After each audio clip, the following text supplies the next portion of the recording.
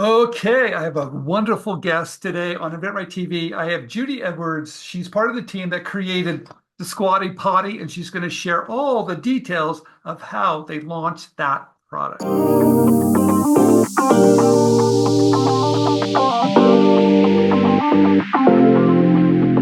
Hey everybody, Stephen Key here, and I have a very special guest to InventRight TV, Judy Edwards of the Squatty Potty fame. How are you? Great, great. Good to be here today. Well, it's been a long time, and I'm really glad to have you back because your product just went to the moon and back. Your product, everybody's used it. Everybody is still using it. It was a huge hit, and I want to kind of dial it back to talk about the start and how it went through all this great stuff. So thank you for coming on InventRight TV. So let's get started, okay? I want to ask you, and I've got a list of questions here to make sure I got it right.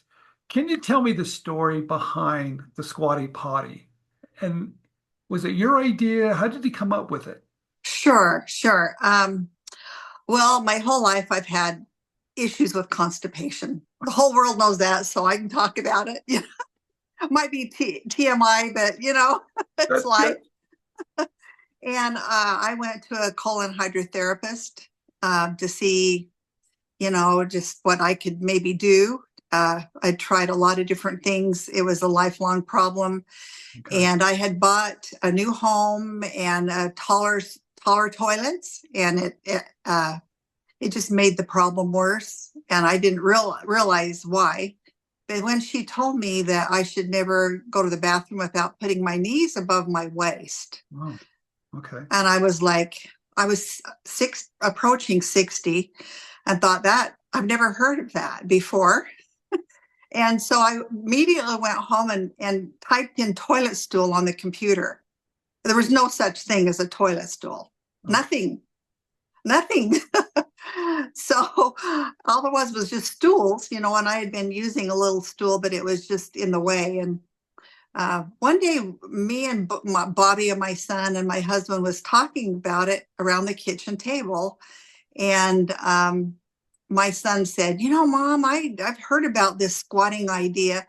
Why don't we just build a stool that slides underneath the toilet? And I'm like, well, that's a great idea, but I have not a clue how to market something like that. We'd never been in a business like that before. It was totally new, ground up. We didn't know where to start. So Wow. we actually designed drew out some plans. I went to a neighbor who had a CNC machine. He built the first ones out of wood. Okay. We painted them, and we had a few of them that we liked. A few of them we had, they were just ridiculous. But we found one that we finally was going to work, and just went from there. And of course, wood isn't the best thing in the bathroom, especially that kind of wood. And decided to do a plastic. Anyway, there's a big journey in between. I don't know how much time you want me to spend on it. No, it's really interesting that you saw a problem, you did a little bit of homework, and you came up with a solution, something you would use, and now you're like, well, let's start a business. Right, right. Just like that, without having any experience at all. Well, it was frightening because we didn't know where to really start. We didn't have money, a lot of money. Okay. So we just never sold or produced anything like this before. I did have a cousin, and he was a great inspiration to me. Okay. His name was Robert Wagstaff, and he had marketed a tongue brush. Yeah. Okay. And he had done some funny YouTube videos, and he's the one that got us acquainted with the Harmon brothers. Okay. And we kind of followed his journey. So he kind of laid out a few things that we could do to Okay. help market a product like But that. before we get to that, because that's Okay. really fascinating the way you market. Okay. So you're not quite sure what to do. Do you start to just read books on it, or do you just say, "Hey, look, how do we make them?" I mean, how did you go from like an idea to making 100 of them? Did you make them by hand, or did you? Yeah. So my neighbor cut these out of wood. just press board. All right. And then we painted them white and screwed them together, Okay. but they cost $25. And to retail them, it would have to sell a little wooden stool for $100 or so.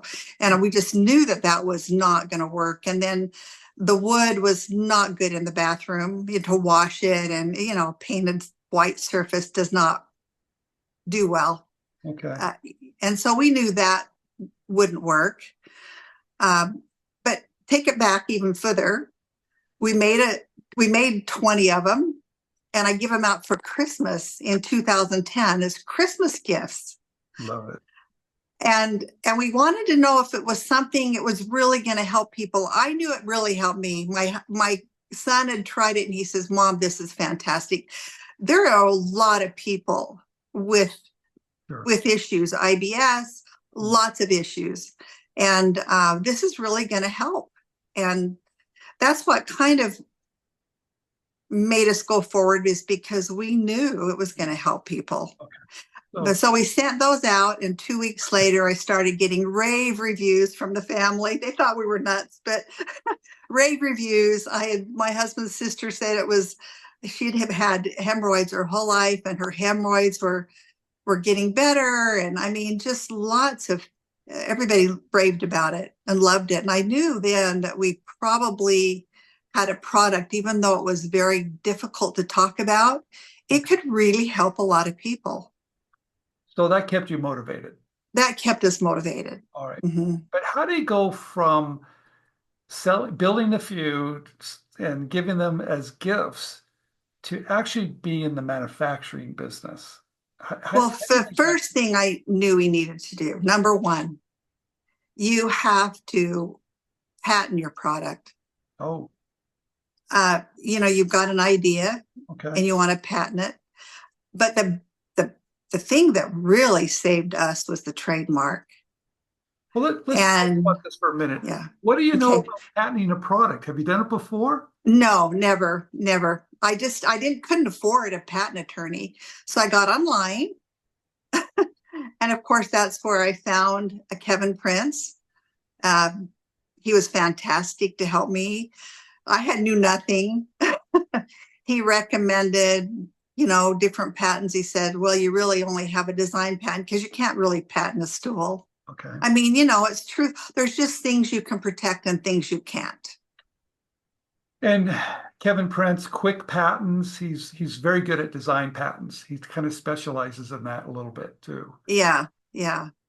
All right. So you file. How many did you file? Just one design, or did you just one design, because that's where we started. But then we filed a trademark. We trademarked our name. Now, how'd you come up with that wonderful name? Squatty Potty. Yes. Well, we had been to China a few years earlier. Okay. And while we were there as just touring the country, the guide would say, okay, we have a Western toilet, or we have the Squatty Potties. You can go on this line for the Squatty Potties, or this line. It was just kind of a fun name that they used to describe the hole in the ground. Got it. Great. And so anyway, when I went we come up with that name, thought, gosh, we're going to try to trademark that name. I thought, I'm sure it's been taken, and it hadn't been. So we hurried and grabbed that name. We didn't want to make it too medical. We kind of wanted to make it cheerful and something that people can laugh about and talk about. Well, let's talk about the ad agency that you guys worked with. Yeah. That had a lot to do with your success too, about marketing the product. Huge. Yeah. But we couldn't afford them until after Shark Tank. Okay, so let's go to Shark Tank. Okay. Yeah. You were really early on in Shark Tank, right? You weren't 2014 is when we aired. Okay. We was on the 6th season. 6th season. Yeah. Who was there? You were your son? Me and Bobby. Yeah. Were you nervous? Oh my goodness, nervous. I had watched some people go in there and they were brutalized. I mean, I'm I don't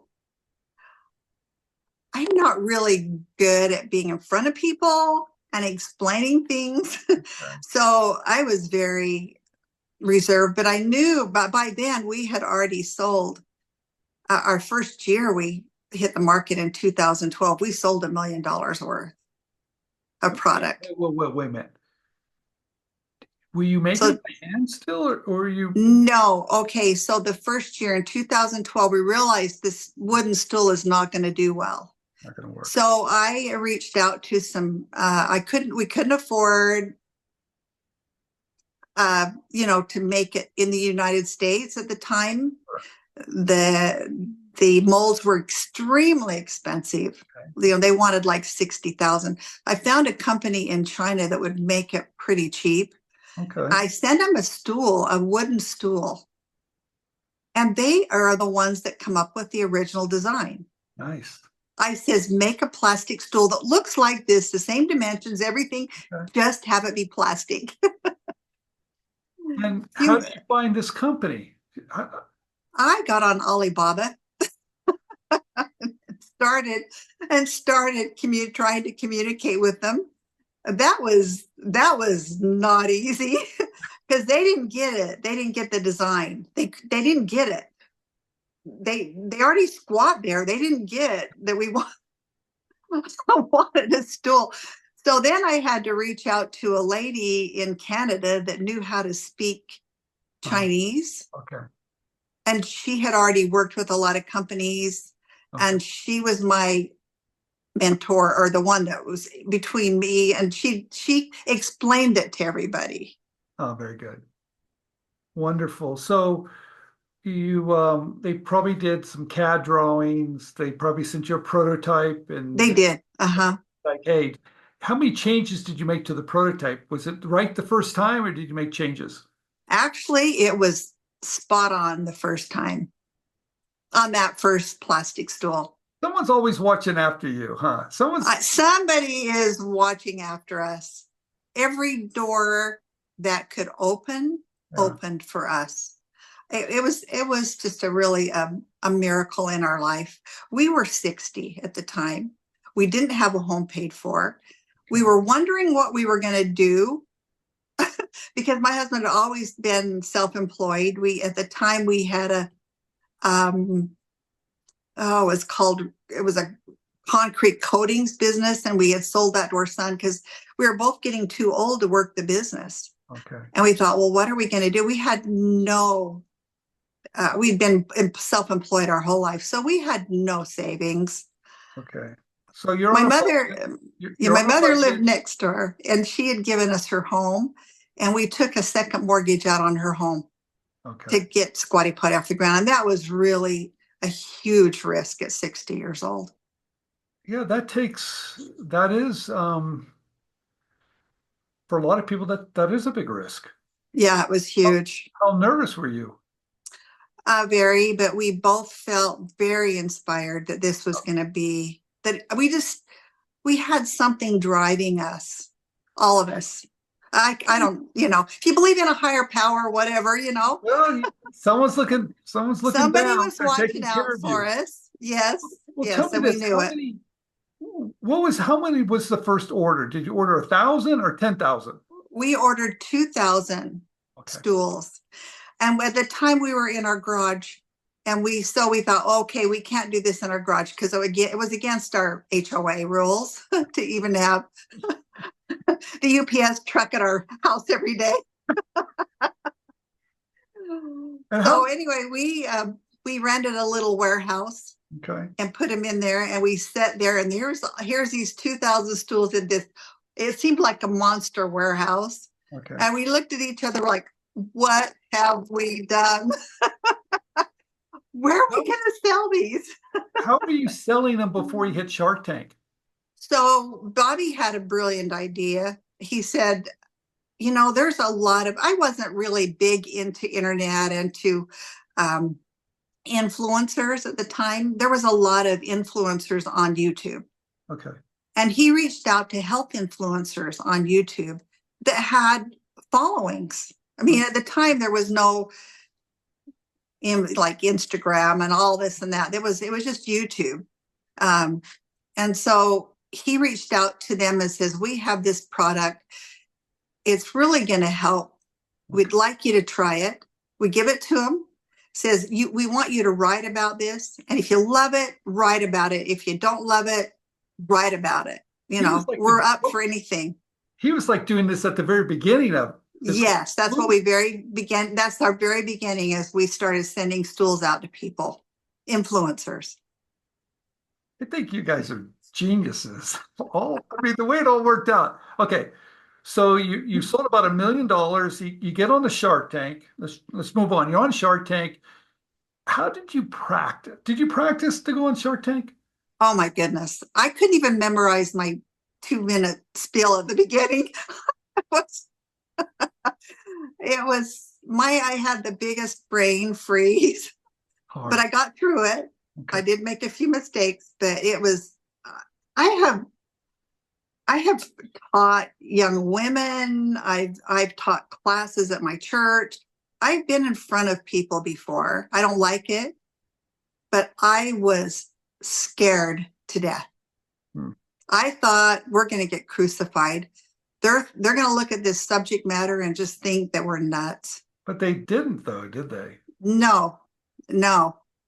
There was, they really respected because we had already had $2 million in sales. That meant a lot. It meant a lot. Yeah. You had protection, you had IP, yes. You had protection, and you had sales. Uh-huh. So after you get on Shark Tank, what happens to sales after you're done with Shark Tank? Oh my goodness. Within 24 hours, we sold over $1 million worth. Just like that. We didn't even have inventory. It took us clear till February to catch up. So then we moved everything to the United States. Okay. By then we had a company close by that was working 24/7 around the clock. We had another company in our same state up north that was working. I mean, it just flooded us. Shark Tank says, okay, have about 20,000 stools in inventory. They were gone within the first few hours. So let's talk about the commercial, because I'll tell you, okay, brilliant. Yes. That was just another door that opened up. Unbelievable.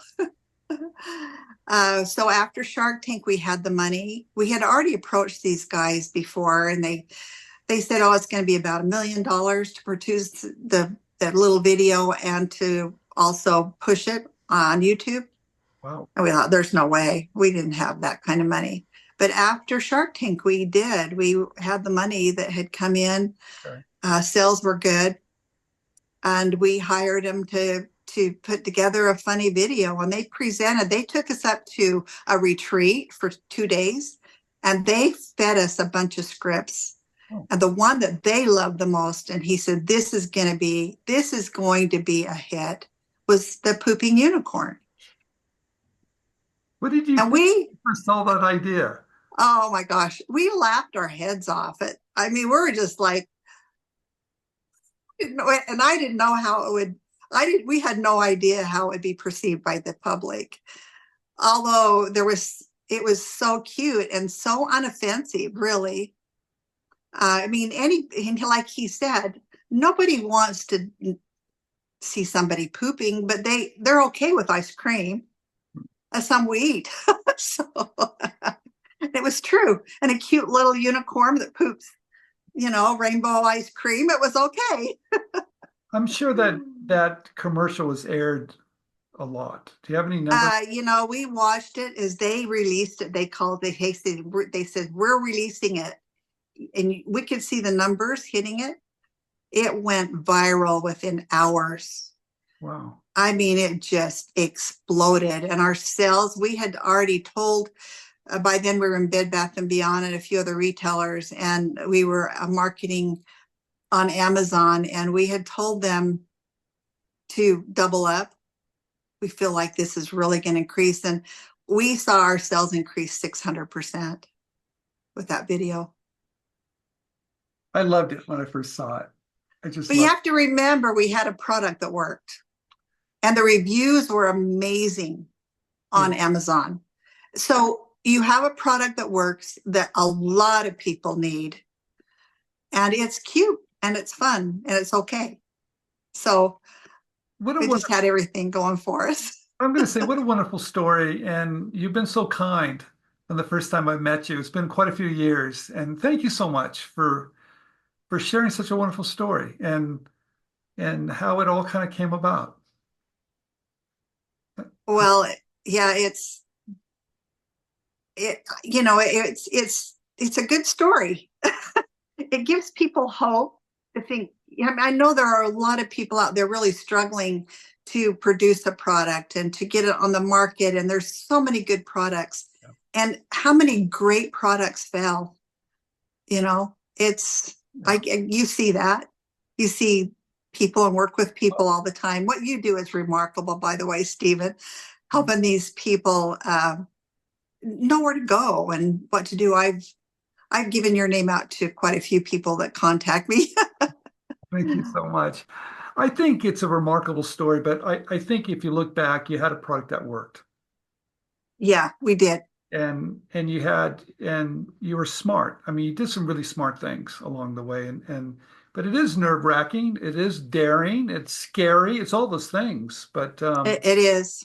It worked out beautifully. So thank you so much, Judy, for coming on inventRightTV. Well, it's my privilege. I don't get to talk about it much. We sold the company in 2021. So we're now well into retirement. They do very well still. They kind of just are on online sales. It wasn't a product that did really great in a store because people were embarrassed to put it in their cart. Okay. In some ways, not everybody, but it just does so well on marketing it online. I think it's an evergreen. I think you're going to look back years and years in the future, and they're going to be talking about that product back in the 2000s, and they're going to bring it up like they do with some of the products now in the past. Yeah, I do. Well, I know we're in some of the textbooks in college businesses because I have people call me all the time. Oh, my granddaughter was at college and they talked about the Squatty Potty in their business class. So yeah, it is a product. Not only is it a great product, but it also has a great story. It does. For a beginning entrepreneur to it's inspiring. Follow. Yeah. Thank you so much for coming on inventRightTV. Judy Edwards, the creator of the team of Squatty. Thank you so much. Thank you. Thank you. If you're not sure about this and you need a little help, please give us a call. We have a program called Gateway where we do everything for you. We know how to reach out to the right companies. We know how to reach out to the right people. We know how to make sure your marketing material is communicating correctly so they can look at it, they can make good decisions. We know what questions they're going to ask, and we can be prepared for those questions in advance. And when that licensing agreement comes over, we can help make sure it's a fair and balanced licensing agreement so everybody's happy. Basically, we're doing all the work for you. It's our program called Gateway, and if you need help on any of this, please pick up the phone, call us, and let's see if Gateway is right for you.